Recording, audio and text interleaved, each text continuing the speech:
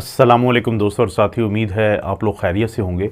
बहुत दफ़ा ये होता है कि ब्लड प्रेशर के मरीज़ जब अपना ब्लड प्रेशर चेक करते हैं घरों में और उसकी रीडिंग ज़्यादा आती है तो वो फ़ौरी तौर पे या तो परेशान होकर अपने डॉक्टर से बात करते हैं या फिर उसी परेशानी में, क्योंकि ज़हन में रखें कि जब आप स्ट्रेस में आते हैं तो आपका सोचने समझने की सलाहियत जो है वो कदरे कम हो जाती है, तो वो ओवरडोज़ कर लेते हैं ख़ुद को या ज़्यादा दवाई ले लेते हैं या एक से बार ज़्यादा दवाई ले लेते हैं। जैसे थोड़ी देर पहले अगर ली थी तो फिर एक और डोज ले लेते हैं। तो वो इन नंबर्स से, ये जो हाई ब्लड प्रेशर का नंबर शो होता है उनके अपरेटस के ऊपर, उस आले के ऊपर कि जिससे वो अपना ब्लड प्रेशर चेक करते हैं, तो वो उससे इतने परेशान हो जाते हैं कि वो फौरी तौर पे समझते हैं कि कुछ होने वाला है। तो इसमें किस हद तक हकीकत है कि क्या अगर आपका ब्लड प्रेशर ज़्यादा आता है तो आपको परेशान होना चाहिए या परेशान नहीं होना चाहिए।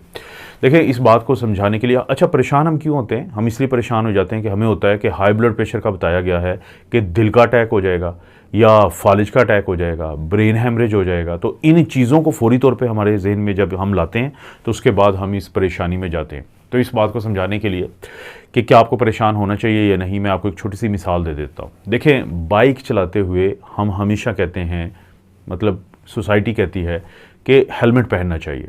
आप भी अपने बच्चों को यही समझाते हैं। अब हम दो लड़कों की मिसाल लेते हैं जो बाइक चलाते हैं। एक लड़का बाइक चलाता है, हेलमेट पहनता है, आराम से वो ड्राइव करता है, बहुत ज़्यादा स्पीड से ड्राइव नहीं करता। और इसी तरह से जब उसने रोड क्रॉस यानी चौक क्रॉस करना हो, कोई सिग्नल क्रॉस करना हो या कोई भी ऐसी सिचुएशन है तो वो देख भाल के क्रॉस करता है। जहाँ पे रश होता है वहाँ पे सुकून से गुजरता है, लेकिन हेलमेट वो पहनता है। अब उसके मुकाबले में एक और लड़का है, वो भी बाइक चलाता है, वो भी हेलमेट पहनता है, लेकिन वो बहुत स्पीड से बाइक चलाता है और इसके साथ साथ वो बहुत ज़्यादा कोशिश कर उसकी होती है कि रैश ड्राइविंग करे और करतब दिखाता है, वन व्हीलिंग करता है, रश में भी बहुत तेज़ी से चलाता है, सिग्नल अक्सर तोड़ देता है। तो आप ये देखें कि दोनों ने हेलमेट पहना है, लेकिन जो नुकसान का जो चांसेस हैं वो किस में कम है? ज़ाहिर है उसमें कम है कि जिसमें रिस्क फैक्टर एक्सीडेंट के कम है। जो लड़का रैश ड्राइविंग करता है उसमें बहुत ज़्यादा वो रिस्क फैक्टर हैं जिनकी वजह से उसका एक्सीडेंट हो जाएगा और हेलमेट के होते हुए भी खुदा न खास्ता उसको किसी किस्म का नुकसान हो सकता है।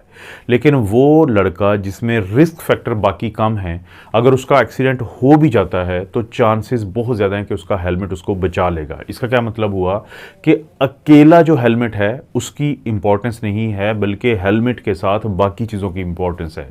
यही बात, एग्जैक्टली यही बात ब्लड प्रेशर पे सच साबित होती है कि अगर आपका ब्लड प्रेशर ज़्यादा आया है लेकिन आप में बाकी जो रिस्क फैक्टर हैं वो ज़्यादा नहीं है, आपको मोटापा नहीं है, आपका सेडेंट्री यानी हर वक्त बैठने की ज़िंदगी नहीं आपकी, आप बहुत ज़्यादा जंक फूड नहीं खाते, आप सिगरेट अगर नहीं पीते, अगर आपको शुगर का मसला नहीं है, अगर आपकी फैमिली में जो है वो जो दिल के अटैक हैं, जो फालिज के अटैक हैं वो बहुत ज़्यादा नहीं है, तो अगर तो ये रिस्क फैक्टर नहीं है, तो अगर आपका हाई ब्लड प्रेशर आ भी जाता है तो आपको परेशान होने की ज़रूरत नहीं है, क्योंकि ये जो आपके दिमाग में बात बैठी हुई है कि फौरी तौर पे आपको नुकसान होगा और उस डर और उस स्ट्रेस की वजह से आप अपनी डोज ज़्यादा ले सकते हैं, तो उससे आपको नुकसान होने का डर है।